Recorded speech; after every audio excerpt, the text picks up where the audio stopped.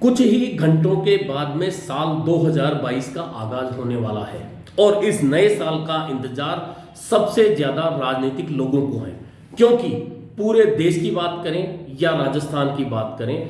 यह साल निश्चित तौर पर राजनीतिक रूप से कुछ अलग रहने वाला है। इसका कारण यह है कि कांग्रेस की सरकार में जिन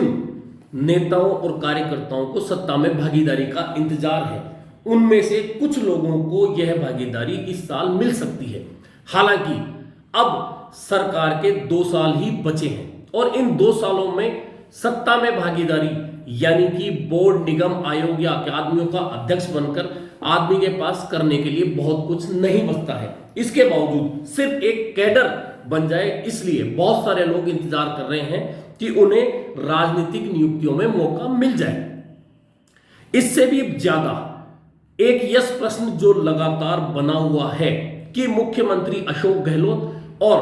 पूर्व उप मुख्यमंत्री सचिन पायलट के बीच जो प्रतिद्वंदिता है, क्या वह समाप्त हो गई है या इस साल समाप्त हो जाएगी। इस यस प्रश्न का हर किसी को जवाब चाहिए, लेकिन जवाब फिलहाल मिलता नहीं दिख रहा है और यह जवाब राजनीतिक जानकारों के अनुसार तभी मिल सकता है जब यह तय हो जाए कि सचिन पायलट राजनीतिक रूप से किस हैसियत में अगले साल आएंगे, या इस साल की तरह अगला साल भी इंतजार में निकलेगा। लेकिन इसी के साथ यह सवाल भी है कि क्या सचिन पायलट अब भी इंतजार करने की स्थिति में है। इन सभी यस प्रश्नों का जवाब साल 2022 में राजनीतिक खेमे में हर कोई चाहता है।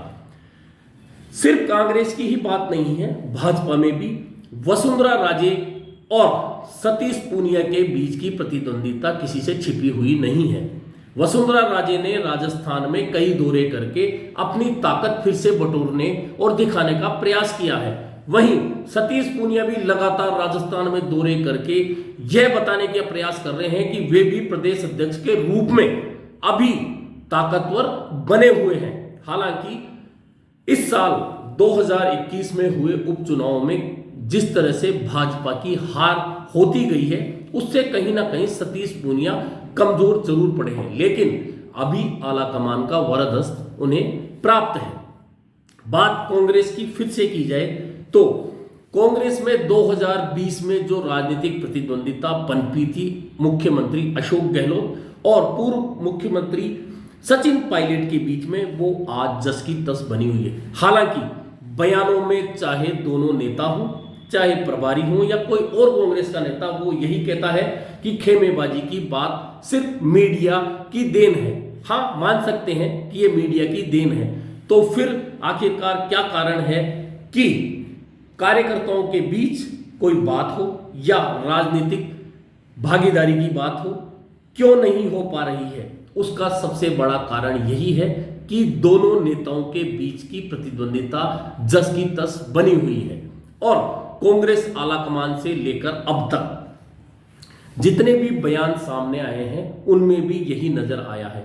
पिछले दिनों 12 दिसंबर को जयपुर में राहुल गांधी की मौजूदगी में जिस सभा में महंगाई हटाओ आंदोलन की शुरुआत कांग्रेस ने की, उसका नजारा भी सभी ने देखा, उसकी तैयारियां भी सभी ने देखी और भागीदारी भी सभी ने देखी। तो स्पष्ट रूप से समझ में आता है कि राजस्थान में कांग्रेस के अंदर अभी भी टकराव के हालात समाप्त नहीं हुए हैं, या यूं कह सकते हैं कि आला कमान भी इस टकराव के हालात को लेकर अभी बहुत ज्यादा चिंतित नहीं है। इसका कारण यह है कि राजस्थान में अभी चुनाव में 2 साल का समय बाकी है, इसलिए पंजाब की तरह शायद कांग्रेस आला कमान उस साल का इंतजार कर रहा है, उस साल 2023 में जब राजस्थान में विधानसभा चुनाव की रणभेरी बजेगी, उससे पहले इस प्रतिद्वंदिता को पाटने का प्रयास किया जाएगा। लेकिन क्या वह समय ठीक होगा, इस बात का भी सभी को इंतजार है और सबसे ज्यादा इंतजार इस बात का है कि क्या 2020 जुलाई में प्रदेश कांग्रेस अध्यक्ष और उप मुख्यमंत्री पद गंवा चुके सचिन पायलट जिस तरह से 2021 में शांत रहे हैं, इंतजार किया है, क्या 2022 में भी वे इसी तरह इंतजार करेंगे या फिर आला कमान ने उनकी कोई और भूमिका तय कर रखी है। लेकिन यहां सवाल यह है कि खुद सचिन पायलट एक बात कह चुके हैं कि वे राजस्थान से दूर नहीं होने वाले। तो अब सवाल यह उठता है कि जब वे राजस्थान से दूर नहीं होने वाले और दूसरी तरफ वे ये भी कहते हैं कि आलाकमान जो भी कहेगा वह काम करने के लिए तैयार है, यह दो अलग अलग बातें होती हैं। राजस्थान में काम करने को तैयार हैं या राजस्थान से दूर नहीं जाना चाहते, तो क्या वे प्रदेश कांग्रेस का अध्यक्ष बनकर फिर आ सकते हैं या सरकार में कोई भागीदारी निभा सकते हैं, या फिर उनके कहे अनुसार आलाकमान जो भूमिका उनकी तय कर रहा है, तो क्या वे आगामी वर्ष में होने वाले 5 राज्यों के विधानसभा चुनाव के दौरान किसी राज्य में बड़ी भागीदारी निभाने वाले हैं। ये कुछ ऐसे प्रश्न हैं जिनका उत्तर हर राजनीतिक व्यक्ति को चाहिए, वह चाहे आम